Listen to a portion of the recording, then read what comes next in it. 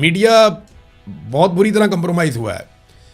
ISPR का general Asif Ghafoor था, उसका कुत्ता मर गया। पाकिस्तान के मीडिया पे खबर चल रही है कि जनाब जनरल आसिफ गफूर का कुत्ता मर गया। उधर कबायली इलाकों में ड्रोन हमला होता है, ख़वातीन और बच्चे शहीद हो जाते हैं, तो मीडिया उसकी खबर नहीं देता।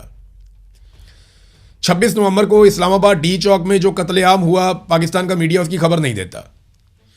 कश्मीर के अंदर जो रोज़ाना की बुनियाद पे गोलियां चलाई जा रही हैं, लोग शहीद भी होते हैं, ज़ख्मी भी होते हैं, पाकिस्तान का मीडिया उसकी खबर नहीं देता। बलूचिस्तान के अंदर जो जबरी तौर पे इंसानों को लापता किया जाता है, गुमशुदा किया जाता है, पाकिस्तान का मीडिया उसकी खबर नहीं देता। मारंग बलोच के साथ कितनी बड़ी ज्यादती हो रही है, उसकी खबर नहीं देता। आलमी सतह पे हादी अली चट्टा और ईमान मजारी को रिकग्नाइज किया जा रहा है, पाकिस्तान का मीडिया उसकी खबर नहीं देता। पाकिस्तान का मीडिया खबर देता है कि जर्नैल का कुत्ता मर गया। यह है पाकिस्तान के मीडिया की कुल औकात। ये औकात आप सबने याद रखनी है, और मीडिया जब भी कभी सक्का सवित्रा बन के आपके सामने आए तो आपने उसको ये औकात याद भी दिलानी है कि जनाब आपने हमारे साथ ये किया था। ये शुक्र है सोशल मीडिया है, वरना कुछ भी नहीं हो सकता था। इमरान खान के केसेस भी रिपोर्ट नहीं करते पाकिस्तान के मीडिया वाले। इन्हें जनाब पाकिस्तानियों से ज़्यादा जर्नैलों के कुत्ते अजीज़ हैं पाकिस्तान के मीडिया को। सुप्रीम कोर्ट में इमरान खान साहब का केस लगा हुआ था, थोड़ा सा मैं उसके बारे में आपको बता दूं, क्योंकि पिछले वीलॉग में मैंने आपको इसकी तफसीलात बताई थी कुछ। तो एक तो ये है कि इमरान खान को शिफा इंटरनेशनल अस्पताल मुंतकिल करने, फैमिली और ज़ाती मुआलिज की रसाई में जो इस्लामाबाद हाई कोर्ट के फैसले के खिलाफ अपील में सुप्रीम कोर्ट ने आज ही इमरान खान की जानिब से वकालतनामा जमा कराने की हदायत जारी कर दी। साथ ही केस जल्द मुकर्रर करने की अजीज भंडारी की इस्तदा भी ऑर्डर में लिख दी कि ठीक है, हम जल्दी केस आपका सुन लेते हैं। जस्टिस मोहम्मद अली मदर ने कहा कि अगर आप जल्दी केस लगवाना चाहते हैं तो जल्द समाअत की दरख्वास्त दायर कर सकते हैं, क्योंकि यह बेंच आइंदा हफ्ते दस्तयाब नहीं होगा। फिर सुप्रीम कोर्ट से जो खबर आई वो ये है कि इमरान खान की मुलाकातों पर पाबंदी के खिलाफ तौहीन अदालत की दरखास्तें सुप्रीम कोर्ट ने फ्रीकैन को नोटिस जारी कर दिए। Superintendent Adiala jail, home secretary Punjab को भी नोटिस जारी किया गया। एडवोकेट जनरल इस्लामाबाद और पंजाब को भी नोटिस जारी किया गया। सुप्रीम कोर्ट ने फ्रीकैन से 3 हफ्तों में जवाब तलब किया है। 3 रुकनी बेंच ने इस केस की समाअत की है। और ये जो केस है इसमें सलमान अकरम राजा साहब थे, बैरिस्टर अली जफ़र थे, अजीज़ भंडारी साहब थे और दीगर वकला वहाँ पे मौजूद थे। तो इन्होंने सुप्रीम कोर्ट ऑफ पाकिस्तान में इस केस पर काम किया। अब नाजरीन, मामला आ जाता है इस्लामाबाद हाई कोर्ट का। इस्लामाबाद हाई कोर्ट में भी अजीबोगरीब सिचुएशन पैदा हो गई है। सलमान सफदर साहब आते हैं अदालत में, तो जज साहब कहते हैं जी मेन केस के ऊपर आ जाएं। वो कहते हैं जी मुझे तो मेरे क्लाइंट ने कहा ही नहीं इसके ऊपर दलाइल देने के लिए। क्लाइंट से मुलाकात करवाएंगे, जेल में आप भिजवाएंगे, बुशरा बीबी से मिलूंगा, इमरान खान से मिलूंगा, उनसे बात करूंगा तो आके उनका केस लड़ूंगा ना। मैं ऐसे कैसे केस लड़ लूँ आके? बात तो उनकी ठीक है। अब मुलाकात ये लोग करवाते नहीं वकला की। मुलाकात करवाएंगे तो इमरान खान इंस्ट्रक्शन देगा, वो चीज़ें बाहर आएंगी, लिहाजा वो मुलाकात करवाने से डरते हैं। निज़ाम जो है वो इमरान खान से मुलाकात नहीं करवा पा रहा।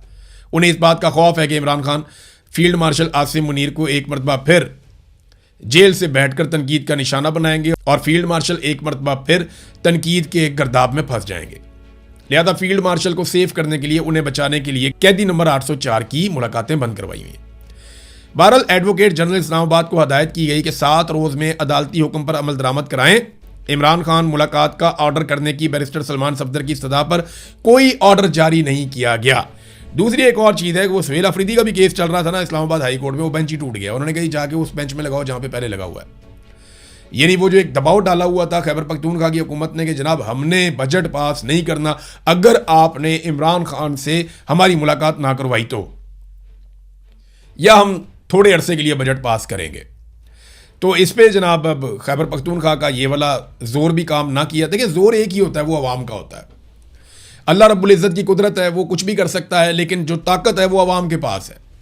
आप अगर अवाम को इकट्ठा नहीं कर सकते तो आप जो मर्जी पैंतरा चला लें, आप एस्टेब्लिशमेंट को रोक नहीं पाएंगे, आप नहीं कर पाएंगे। पाकिस्तान तहरीक इंसाफ के पास ये मौका था, ख़ास तौर पे जो खैबर पख्तूनख्वा के अंदर पाकिस्तान तहरीक इंसाफ की क़यादत है, उनके पास मौका था कि वो नौजवानों को इकट्ठा करते, मोबिलाइज करते, चैनलाइज करते और एस्टेब्लिशमेंट को घुटनों पे लेकर आते, लेकिन उन्होंने ऐसा नहीं किया।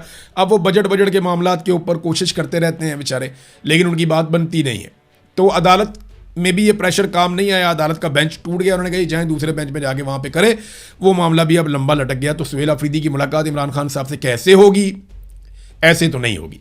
सुहेल अफरीदी ने अपने मुंह से कहा था कि ये घी सीधी उंगली से नहीं निकलेगा, और उंगली टेढ़ी सुहेल अफरीदी साहब से होती ही नहीं है। नाज़रीन, बिलावल ने एक बहुत अच्छी बात की है। देखें, 10 दिन हो गए हैं आज़ाद कश्मीर में लॉकडाउन चल रहा है, आज़ाद कश्मीर में शटर डाउन हड़ताल चल रही है, पूरा आज़ाद कश्मीर बंद है, हालात हुकूमत के कंट्रोल में वहाँ पे नहीं है। जगह जगह पे लोग धरने देकर बैठे हुए हैं, मुख्तलिफ जगहों में रैलियाँ निकलती रहती हैं, और कश्मीरी जो हैं वो अपने हक के लिए खड़े हैं। बिलावल ने एक बड़ी अच्छी बात की, मैं चाहूँगा जहाँ पे अच्छी बात हो उसको अप्रिशिएट करना चाहिए। बिलावल ने कहा जी कि मुहाजिर नशस्तें जो हैं इनको मखसूस नशस्तों में बदल दिया जाए। कोई भी सूबा होगा उसकी आधी सीटें आप दूसरे सूबे में रख लें तो दूसरा सूबा तो एतराज़ करेगा ही ना। मिसाल के तौर पे पंजाब की आधी सीटें अगर आप सिंध में रख दें तो पंजाब वाले मेरे इत्तेहादी खुश तो नहीं होंगे, ये बिलावल ने कहा। तो ये एक अच्छी तजवीज़ है कि इनको मखसूस नशस्तें बना दिया जाए। मिसाल के तौर पे आज़ाद कश्मीर में फ़र्ज़ करें आप 30 सीटों के ऊपर इलेक्शन होता है, 30-32 सीटों पे इलेक्शन होता है, तो जो ये 30-32 सीटें जीते उनको मुतनासिब नुमाइंदगी दे दी जाए और उनको मिला जुला कर जो है वो मखसूस नशस्तों की सूरत में जो ये मुहाजिरीन वाली सीटें वो दे दी जाएं, बांट दी जाएं, 12 कर लें, 10 कर लें, जैसे भी कर लें, तो इनकी नुमाइंदगी भी हो जाएगी और आज़ाद कश्मीर का मैंडेट भी मुतासिर नहीं होगा। ये मैं आपसे कह रहा हूँ। यानी फैसला आज़ाद कश्मीर के लोग करेंगे अपने मुस्तकबिल का, और मुहाजिरीन की मखसूस नशस्तें दे दी जाएंगी उन लोगों को जो वहाँ से इलेक्शन जीत कर आएंगे। ये एक अच्छी ऑप्शन है जो बिलावल ने दी है, एक बीच का रास्ता भी हो सकता है। बहरहाल देखते हैं कि जॉइंट अवामी एक्शन कमेटी इसके ऊपर क्या कहती है, क्योंकि वो ज़्यादा इस मसले को जानते हैं। जब वो इस पर मौक़िफ़ देंगे तो वो आपके सामने मैं रखूँगा। एक और चीज़ है, लेवी पे बिलावल ने आवाज़ उठाई कि जब सैलाब आया था हमारे दौरे हुकूमत में, 2010 में सैलाब आया था, जब पीपल्स पार्टी की हुकूमत थी, तो 2010 में वाकई एक बड़ा खौफनाक सैलाब आया था पाकिस्तान में। तो उस वक्त उन्होंने पेट्रोल पे लेवी लगाई थी ताकि सूबों को फ़ायदा हो, लेकिन बिलावल कहता है सूबों को कुछ भी नहीं मिला लेवी से, और अब लेवी कहाँ से कहाँ पहुँच गई है और ये लेवी ख़त्म भी नहीं हुई। तो बिलावल साहब, अभी कुछ अर्सा पहले आप ही की जमात ने सपोर्ट किया इस हुकूमत को, इस हवाले से इनको कानूनी रास्ता बना कर दिया कि वो जितनी चाहें लेवी लगाएं, आप इसके लिए बराबर के जिम्मेदार हैं। आज हुकूमत अगर मनमानी लेवी लगा रही है, आज हुकूमत अगर जैसा दिल करता है वैसी लेवी लगा देती है पाकिस्तानी कौम के ऊपर, तो इसमें पीपल्स पार्टी का बराबर का किरदार है, क्योंकि पीपल्स पार्टी ने वो कानूनी रास्ता फराहम किया, मदद की असेंबली के अंदर PMLN की, ताकि वो अवाम के ऊपर जालिमाना लेवी लगाएं। तो ये ना एक बड़ा ज़बरदस्त इन्होंने एक पैंतरा बना लिया। बिलावल आहिस्ता आहिस्ता ये शो करते हैं कि जैसे वो अपोजिशन है, लेकिन एक्चुअली बिलावल हुकूमत है। बिलावल हुकूमत में बैठा हुआ है, हुकूमती बेंचों से इसका ताल्लुक है, सिर्फ इसने वजारत नहीं ली है। बाकी बिलावल जरदारी या आसिफ जरदारी ये हुकूमत का हिस्सा है। अगर PMLN की हुकूमत नकली है तो उसी नकली हुकूमत के वोटों से आसिफ जरदारी पाकिस्तान का सदर बना है, तो वो भी नकली है। उसी हुकूमत के वोटों से यूसुफ रज़ा गिलानी को बनाया गया है और बाकी लोग भी बनाए गए हैं, वो सारे भी फिर नकली हैं। तो पीपल्स पार्टी इससे बच नहीं सकती। वो फॉर्म 47 की पैदावार है पीपल्स पार्टी भी, और पीपल्स पार्टी इन तमाम जराइम के अंदर बराबर की हिस्सेदार है। अभी आप देखेंगे पीपल्स पार्टी ये बजट भी पास करवाएगी, क्योंकि जैसा उन्हें एस्टेब्लिशमेंट कहती है या जर्नैल उन्हें पैगाम देते हैं, वो एग्जैक्टली वही काम करते हैं। नाज़रीन, कुछ और खबरें थी मेरे पास, लेकिन अभी क्योंकि वक्त की किल्लत है, काफ़ी टाइम हो गया। अब तक के लिए इतना ही। अपना ख्याल रखिएगा, अपने इस चैनल का भी। अल्लाह हाफ़िज़।